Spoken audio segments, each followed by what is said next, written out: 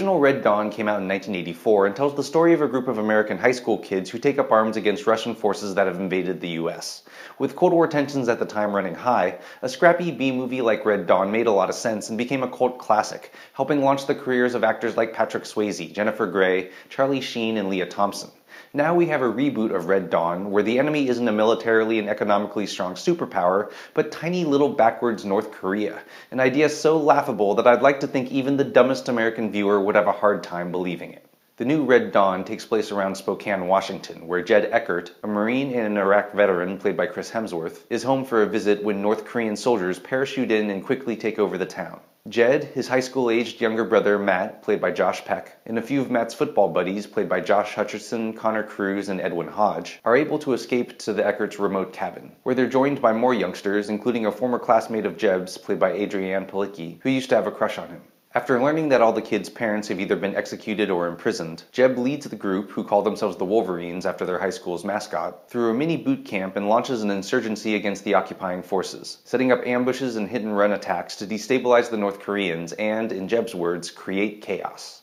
Unfortunately, Red Dawn falls short on a lot of basic levels, starting with the action scenes. Maybe I've been spoiled by excellent military fare like Band of Brothers, or it's that military movies and video games have been getting more gritty and realistic in general. But the battles in Red Dawn just didn't strike me as that interesting, substituting a lot of shaky cam for good choreography and staging, while poor editing often left me unclear on where the fighters were in relation to each other. The film also suffers from a severe lack of self-awareness, with only one mention of Call of Duty or other games in the militainment genre, which the Wolverines would have grown up playing while picking up Battlefield strategy. The new Red Dawn spends more time fleshing out characters than the original, but not in any way I found particularly compelling. I appreciated the shout-out to insurgents like the Viet Cong and the Mujahideen, with the tacit acknowledgement that Americans would use the same so-called terrorist tactics if the US was ever occupied by a foreign army. But it's then followed by a gross, naive oversimplification of America's role in the Iraq War, where Jeb served. I also felt like the horrors and hardships of war were never properly evoked, but I just couldn't get past the ridiculous notion of North Korea invading and occupying the United States. When the film was shot back in 2009, the villains were Chinese, which would have made a certain sense. But in an illustration of how international the movie industry has become and how powerful China is in our increasingly interconnected economies, the filmmakers were forced by the distributors to redub and digitally change the villains to North Koreans so as not to anger the Chinese government.